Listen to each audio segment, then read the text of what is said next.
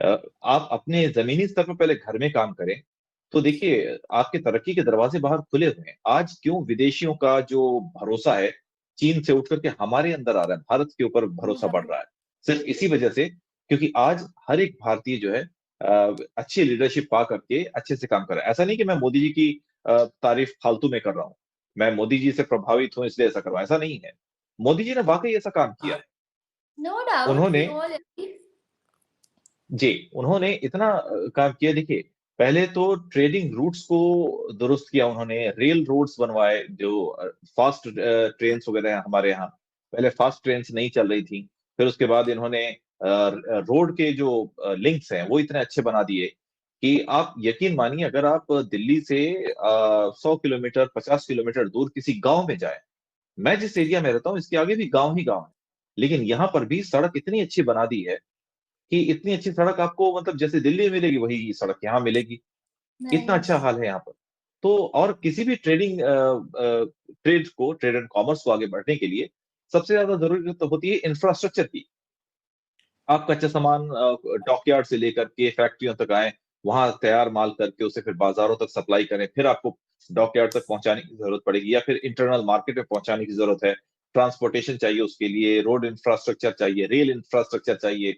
तो ये सारी चीजें, और जो टोल वाली रोड बनी है, इतनी अच्छी, फास्ट टैग हमारे यहाँ वो लगता है गाड़ियों के ऊपर, स्टिकर लगता है, उससे आपका ऑटो डेबिट हो जाता है जो भी आपका टोल चार्जेस हैं, तो उसमें भी समय वेस्ट नहीं होता है। तो जो फ्लाइट का जो स्पीड है वो बहुत ज्यादा बढ़ गया है। और भी बहुत सारे कारण हैं जिसकी वजह से जब भारत तरक्की कर रहा है तो उसकी वजह से दुनिया का वो भरोसा जो है वो इंडिया के ऊपर बढ़ा है। और इसका एक और फैक्टर है कि एक तरफ चाइना के खिलाफ दुनिया है इस समय, न सिर्फ कोरोना की वजह से, बल्कि जिस तरीके से चीन ने अपना असर्टिव पॉलिसी अपनाया है। आपको तो खैर उसने बड़ा तगड़ा लॉलीपॉप दे रखा है सीपीईसी के नाम पर, और किया कुछ आई नहीं वाज बल्कि थिंकिंग द अगर सेम, आपके सी पैक वाला मेरे माइंड में भी वही चल रहा था फॉरेन से, कि अब आप उसका जिक्र जरूर जी, करेंगे। सीपेक का जिक्र इसलिए कर रहा हूं क्योंकि चीन ने आपको जो सब्ज दिखाए कि इससे हम अपना सामान जो है वो सीधे आपको ये अरेबियन सी में भेज करके गल्फ कंट्रीज तक पहुंचाएंगे, बाल्कन स्टेट्स तक, नॉर्थ अफ्रीका तक पहुंचाएंगे। असल में हुआ क्या है कि चीन की जो पॉलिसी थी, वो जो 5 साल में बोल रहे थे ना पूरा कर देंगे ये काम, वो 5 साल का 10 साल हो जाएगा, और लोन भी आपने उनसे ही लिया है। और रेट ऑफ इंटरेस्ट जो है वो शायद 6 या 7% या उससे भी ज्यादा है।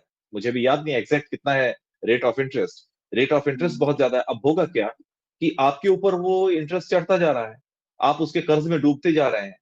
अब कर्ज आप चुका नहीं पाएंगे, इतना ज्यादा कर्ज हो जाएगा।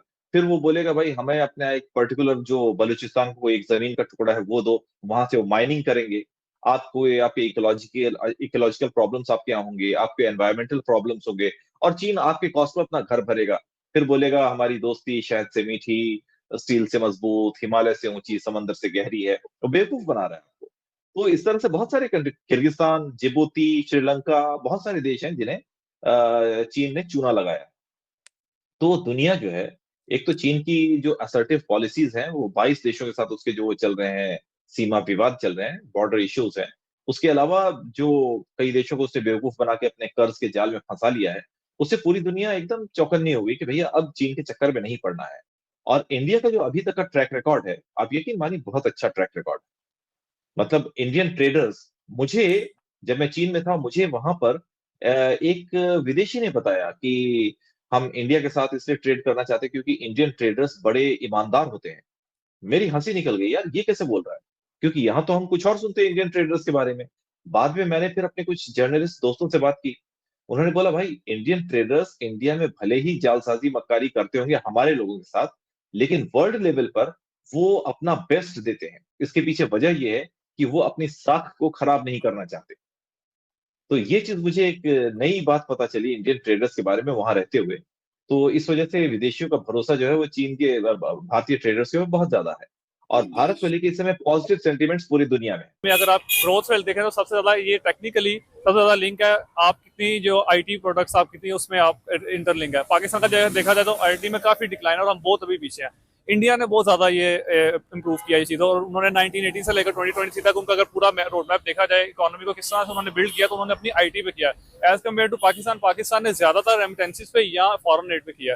तो ये तो काफ़ी फर्क आ जाता है, मतलब ब्लैक एंड व्हाइट चीज़ है कि वो किस तरह से आईटी को लेकर वो किस तरह से वो उन्होंने पूछ किया, उनकी हर चीज़ के अंदर आईटी का इन्फ्लुएंस बहुत ज़्यादा है। मेरी ट्रैवल एजेंसी है पाकिस्तान में भी, अब्रॉड भी। तो हमारे पीछे जो अभी भी हमारे आईटी डिपार्टमेंट के जो रिलेटेड जितने भी हैं ना, वो सारे इंडियंस काम कर रहे हैं। उन इंडियंस की जो कह लें कि उनकी जो ग्रोथ है ना, एजुकेशनल ग्रोथ है और सब्जेक्टिव ग्रोथ है, उनकी बहुत स्ट्रांग है। अब वो मल्टी टैलेंटेड बंदे हैं। अब आप किसी भी छोटे से बच्चे से भी बात करेंगे ना, तो आपसे इंग्लिश में बात करने की कैपेबिलिटी रखता है, और आप पाकिस्तानी किसी भी छोटे से बच्चे से बात करेंगे, यहाँ पे लिटरेसी रेट बहुत ज़्यादा है, तो वो आपसे बात ही नहीं कर सकता। उनके छोटे छोटे बच्चे आपसे इंग्लिश में बात करते हैं, तो बहुत फ़र्क है। आपको कहते हैं आईटी में हम भी बहुत अच्छे जा रहे हैं, फिर पाकिस्तानी आईटी क्यों नहीं? आईटी में हम अच्छे किधर जा रहे हैं? अभी आपको 4G पाकिस्तान से ख़त्म हो रहा है, 5G आ रहा है। आपकी कंपनीज ने यहाँ पे 4G की जो PTCL का उन्होंने कह लें कि MBs वगैरह उसकी शॉर्टेज करके 5G को प्रमोट कर रहे हैं। आने वाले वक्तों में अब आपके जो लैपटॉप्स वगैरह हैं या मोबाइल्स हैं, अगर ये 4G या 5G कंपेटेबल नहीं होंगे तो ये आपके बिकेंगे नहीं। और एक महीने बाद आप मोबाइल प्राइसेस देखिए, जो 5G कंपेटेबल मोबाइल प्राइसेस हैं वो आपके 80 से 90 हज़ार रुपये पे चली जाएंगी। कैसे मुल्क तरक्की कर सकता है? मुल्क कैसे तरक्की कर सकता है? ये पाकिस्तान मुल्क नहीं तरक्की कर सकता। हमारी डेवलपमेंट पॉलिसी इतनी स्ट्रांग ही नहीं है। हम लोग अभी तक डेफिसिट में जा रहे हैं। हम लोग जब तक डेफिसिट से बाहर नहीं निकलेंगे हम कुछ भी नहीं कर सकते। हम लोग IMF से कर्जा लेके पाकिस्तान को चला रहे हैं, और ये है कि आने वाले वक्तों में हम कब IMF से कर्जा लेना बंद करेंगे, ये किसी की भी प्रोडिक्शन नहीं है। हाँ, तो हम लोग देखें कहाँ पे हैं, स्टिल 20 साल पीछे हैं। बहुत बहुत फर्क है। अगर मार्केट की बात करें यानी आबादी की बात करें, हम भी दुनिया की 6ठे नंबर पे आबादी हैं, 6ठे नंबर पे ऑलमोस्ट, ठीक है। ऐसे तो फिर हमें भी टॉप 10 इकोनॉमीज में होना चाहिए, ये फिर हमें भी इसलिए भाई वो बिजनेस देते हैं, बिजनेस करने भी देते हैं। ये चीज ये देखे ना, ये कहें उनकी पॉलिसीज बेहतर हैं, सिर्फ ये ना कहें कि उनकी तो यहाँ पे एक तो बिजनेस है ही नहीं है। अगर आप करने चलते हैं, उसको करना चाहते हैं, तो उसमें आपको बड़े इश्यूज हैं। ठीक हो गया, ठीक है। तो इधर तो यही है कि जिसकी लाठी है भाई उसकी भैंस है। कोई बेहतरी की उम्मीद है? कोई लगता है कि आने वाले टाइम में कोई चेंज या कोई बेहतरी की उम्मीद मैंने फिर इमरान खान की मैंने बात स्टार्ट की थी, वो बात कहीं हम और ले गए थे। वो बेहतर तो अगर एक इंसान VN के हवाले से आता है, जितनी भी उसने आज तक पॉलिसीज़ बनाई हैं, द वे ऑफ वर्क बताया है, जो भी उसने ट्रैक हमें दिया है, वो बहुत अच्छा है मेरी जान। अगर इमरान खान आएंगे तो दोबारा अगर वो ज़्यादा नहीं, अगर वो 10 साल भी अपनी हुकूमत को दे देना, देखें हम इतने को मतलब कि बिगड़ चुके हैं, हमें नीचे तक हमारी जो जड़ें हैं वो ख़राब हो चुकी हैं, जिसको बेहतर करने के लिए बड़े साल लग जाते हैं। किसी कौम एजुकेशन हमें बिल्कुल किसी कौम को बनने के लिए वो ये नहीं है रात को आप अच्छी बातें कर ले, सुबह उठे और कौम तैयार हो जाती है। उसके लिए आपको बड़ा टाइम देना पड़ता है, बड़ी चीज़ों को सुधारना पड़ता है, बड़ी चीज़ों को देखना पड़ता है। वो सारा एक प्लान जो बनता है, लॉन्ग टर्म पॉलिसीज होनी, लॉन्ग टर्म पॉलिसीज एटलीस्ट आप उसको 10 साल दें। असल में ये जो GDP है ना, ये दुनिया में एक है ड्रामा। क्योंकि इससे किसी को कोई फ़ायदा नहीं है। इसमें ये जो हम चाय पी रहे हैं ना, या ये खोखे वाला है या रेडी बाण है, इसको इन चीज़ों से क्या है?